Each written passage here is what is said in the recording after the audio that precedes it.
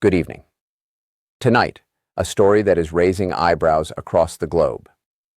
Former Prime Minister Tony Blair has been named on what Donald Trump is calling the Board of Peace for Gaza. Now, at first glance, this might sound like a routine appointment of experienced statesmen to a conflict resolution effort, but let's pause and consider the context. Gaza is one of the most volatile regions in the world, a place where decades of failed negotiations, repeated violence, and humanitarian crises have left little room for simplistic solutions. And yet, here we have a former leader whose tenure was itself controversial in matters of international intervention, now being positioned as a key figure in a peace initiative orchestrated by a sitting U.S. president whose foreign policy style is, to put it mildly, unpredictable. The announcement raises immediate questions about credibility, legitimacy, and intent. What does it mean to call this a board of peace when, historically, attempts at negotiating in Gaza have required deep multilateral engagement, careful diplomacy, and the trust of local populations?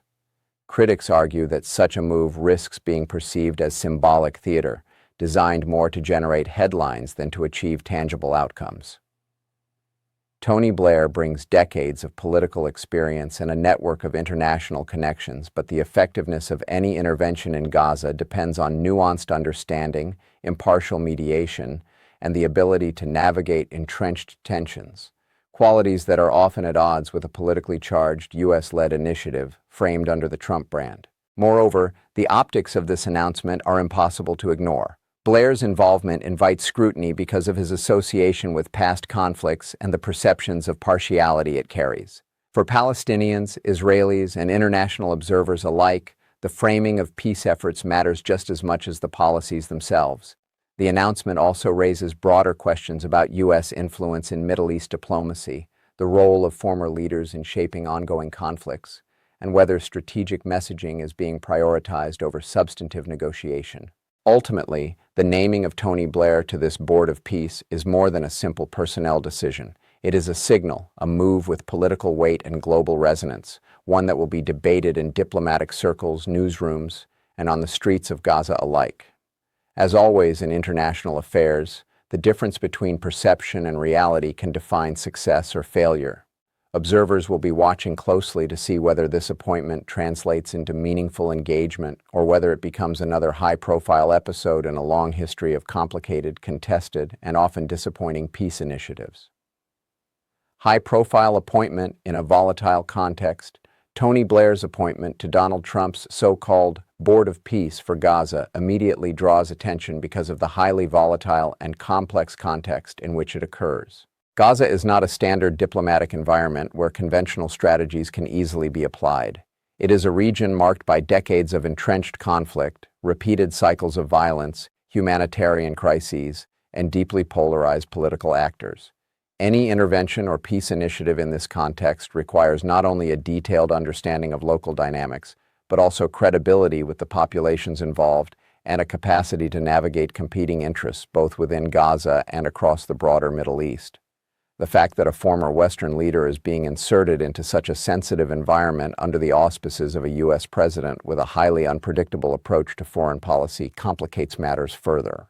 Blair brings extensive political experience, international connections, and familiarity with conflict resolution, but his tenure as a political leader is also marked by controversial decisions in foreign interventions, which inevitably affect perceptions of his impartiality and effectiveness.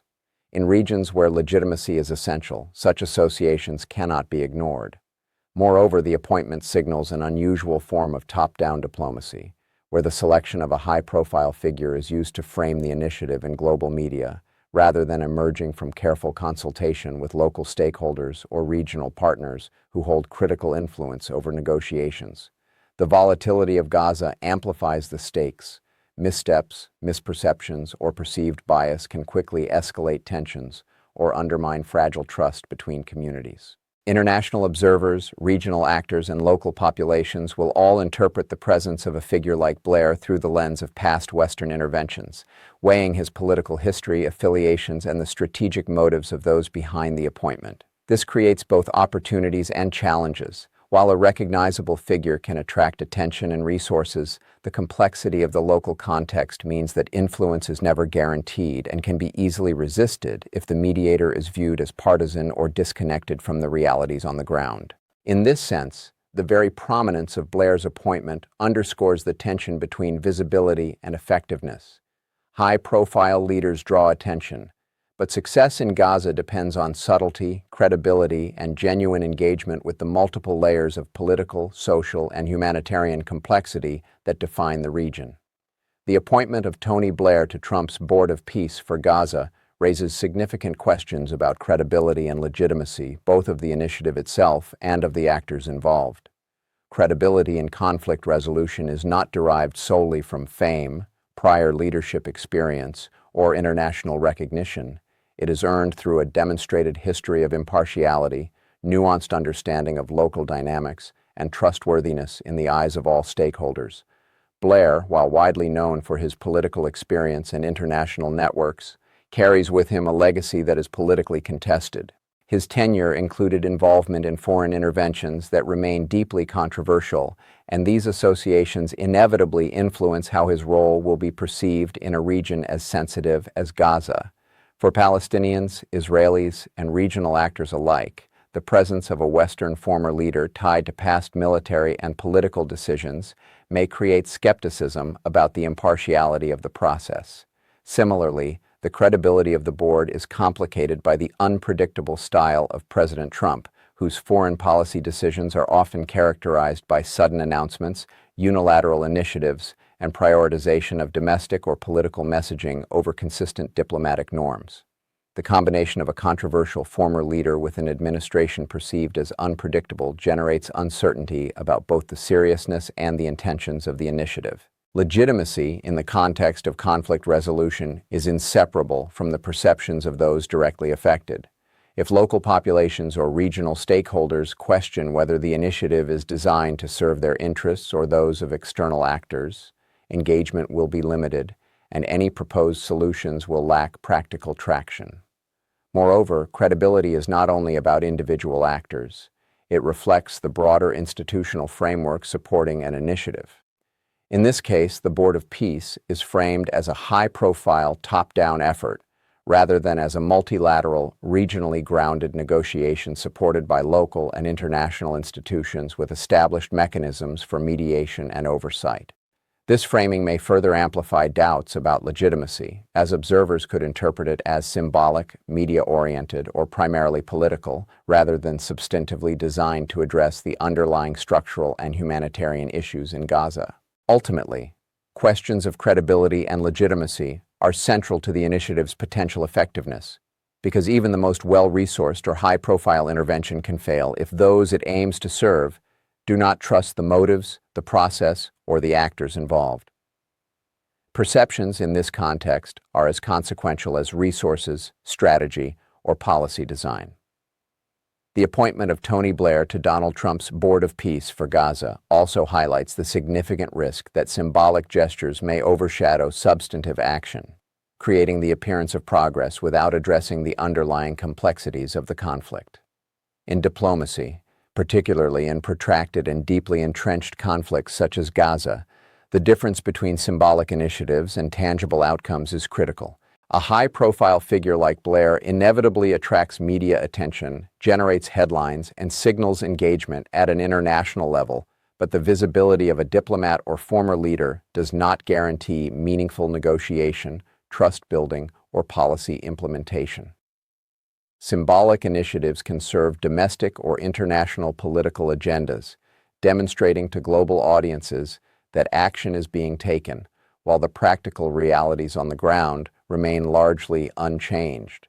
In Gaza, where decades of repeated ceasefires, failed negotiations, and humanitarian crises have eroded trust, any initiative perceived as performative risks being dismissed by the communities it intends to serve. Moreover, the reliance on symbolic high-profile appointments can shift focus away from essential but less visible work, such as multilateral coordination, logistical planning, local stakeholder engagement, and the negotiation of enforceable agreements. The public framing of the Board of Peace by a U.S. president known for unpredictable foreign policy adds another layer of complexity, as observers may question whether the initiative prioritizes substantive problem-solving or political theater. Symbolism can also carry unintended consequences. If local actors perceive the initiative as biased, externally imposed, or misaligned with their needs, it can exacerbate mistrust, reduce cooperation, and undermine the credibility of future efforts. High visibility also raises expectations which, if unmet, can deepen cynicism and reinforce narratives of external interference rather than genuine mediation. In short, symbolic appointments like Blair's can generate attention and create the perception of leadership, but in conflict environments as sensitive as Gaza, effectiveness depends on the integration of local knowledge, impartiality, sustained engagement, and measurable outcomes. Without these elements, high-profile gestures risk being primarily performative, serving reputational or political interests while failing to address the structural, humanitarian, and political challenges that have historically impeded durable peace. The emphasis on symbolism over substance underscores a persistent challenge in international diplomacy. The need to balance visibility, media impact, and public messaging with genuine, actionable, and credible engagement that earns the trust of all parties involved. The complexity of Middle East diplomacy, particularly regarding Gaza, underscores the challenges facing any initiative, including the appointment of Tony Blair to Trump's Board of Peace. Peacebuilding in Gaza is not a matter of high-profile appearances or top-down decisions. It requires sustained multilateral engagement, careful negotiation, and trust-building among multiple stakeholders with divergent interests. Gaza's political landscape is deeply fragmented, encompassing Palestinian political factions with differing agendas, Israeli authorities with security priorities, regional actors such as Egypt and Qatar, and international organizations tasked with humanitarian oversight. Any meaningful attempt to mediate or influence outcomes must navigate these overlapping and sometimes conflicting layers of authority, legitimacy, and interest. Blair's presence on a U.S.-led board signals intent, but it does not automatically resolve the structural and operational challenges inherent in engaging this complex environment.